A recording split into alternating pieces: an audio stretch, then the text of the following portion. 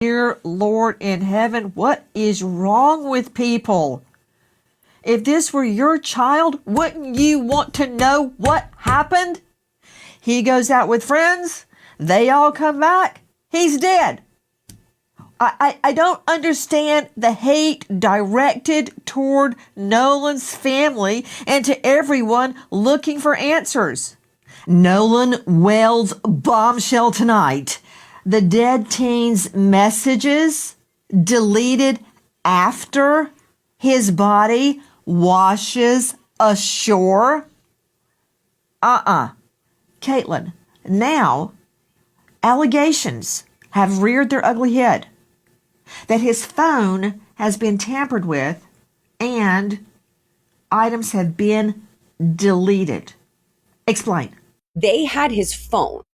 And when his mother was looking for his phone when he was missing, there were two different ways to identify it, either a Snapchat location or a Life 360 location. They showed different locations, which is very possible because one updates automatically, the other only updates when you open the app. But when she finally tracked it down, she says there was nothing on it from that day. From the medical examiner, it should be apparent if drowning was the COD, cause of death. That should be very apparent by simply autopsying the lungs. Also, you'd know immediately if there were signs of trauma. I've seen the photos of his body on the beach. But as Todd Terrell from United Cajun Navy stated, the body was face down, so I couldn't see the face, the neck, the arms, the hands for defensive wounds. I couldn't see if there were bruises to the torso. I couldn't see if the skull was fractured. None of that. I couldn't see if teeth were missing. But it seems to me if those exhibited, we would know there had been blunt force trauma, stabbing, shooting, manual or ligature asphyxiation. We would know that. But yet, we know nothing. So, to me, that would rule out drowning or trauma. Are they waiting on toxicology? Is that what they're waiting on? And why would the body have been sent for an independent autopsy? I'm not saying there's anything wrong with that. But what's going on, Dr. Kendall Crowns? Okay, to start with, he was in the water for several days. I'm sure the water in that area is warm, so his body is going to be decomposing. He'll have skin slippage. He's going to have bloating from the decompositional gases and then purge fluid coming out of his mouth and other orifices.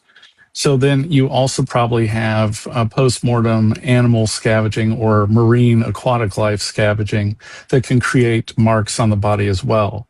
So at autopsy, your question, wouldn't you be able to see the evidence of injury? Yes, you should still be able to see injuries, bruises, stab wounds, gunshot wounds, all that, even in decomposition, can still be seen, can still be determined. He doesn't sound like he's been consumed by aquatic life to the point that he's skeletonized in the front of his body. So my assumption is you would still be able to see injuries. Now, they have not given a definitive cause and manner of death yet, because to me, that means there's no obvious signs of injuries or no obvious cause of death. Because drowning, yes, the lungs can swell and be heavy with fluid, but this can also happen with drug overdoses. So differentiating a drowning from a drug overdose is difficult. No. So No. N-O.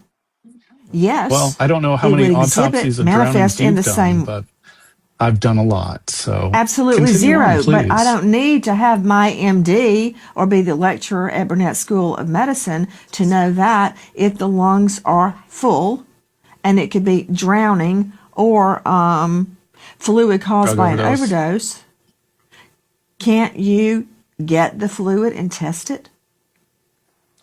So testing of the fluid from the lungs there's nothing to test for. What you're going to look for is the pulmonary edema or fluid in the lungs.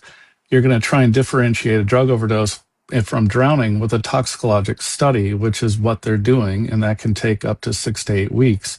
Drowning is a diagnosis of exclusion because it can mimic so many other things, including a drug overdose. You want to rule those things out before you determine cause and manner of death. And that's probably what they're doing. They're making sure he didn't overdose before they make the decision that he drowned. Now, the second autopsy being done, that's just the family obviously has no confidence in the local medical examiner / coroner system, and they've sent it to an independent person to do a second autopsy. Not uncommon, especially in cases that are more high profile or there's some sort of dispute, and they send it to an independent person to do a second autopsy to see what they can find. And from my knowledge, the information on that still isn't out yet. So they're also probably trying to find out what the toxicologic studies are going to show before they make a decision. So right now, we're kind of pending on what drugs he has on board before they make a cause and manner of death statement.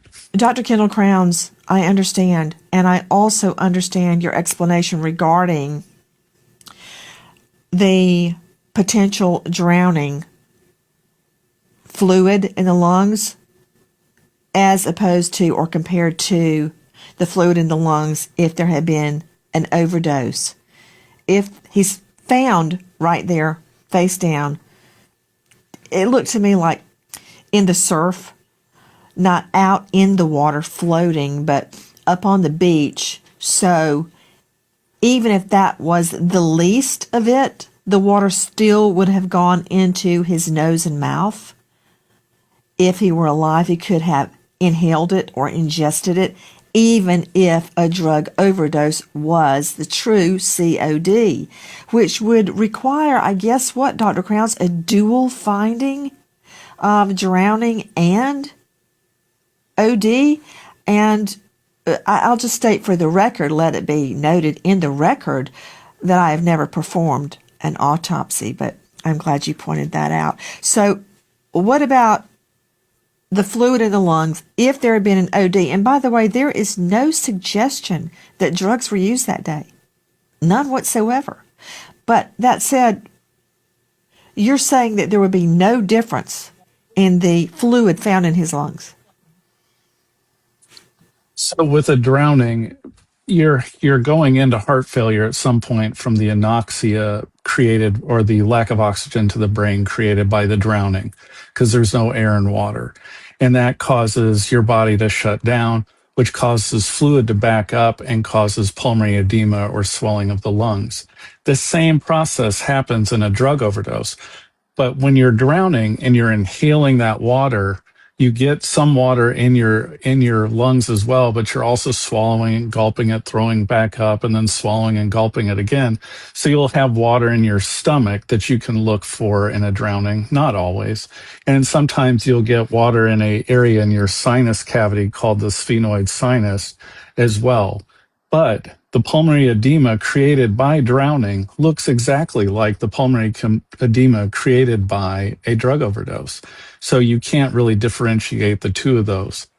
And that's why the drug testing is so important. And yes, you are correct. If drugs come back on board, like let's just say fentanyl, it would be part 1 drowning, part 2 fentanyl toxicity, and then manner would be accident. So it's going to be a drowning no matter what. But is there going to be a toxicology component added on? And that's probably what they're working on as we speak. I've seen this done. The way that medical examiners and medical related forensic anthropologists do it, they get a tiny cut of that tissue. They put that under a microscope and they look to see if cells have bruising. It's very painstaking. Could they be doing that? I don't know. But it seems to me they would have included that in their notations that these portions of Nolan's body had been withheld for further testing, but we didn't hear anything about that. Saying this is a homicide, I am saying it. There are a lot of disturbing circumstances surrounding this young man, the star athlete's death, and I am not letting it go. And I don't care how much hate mail you send me. I do not care.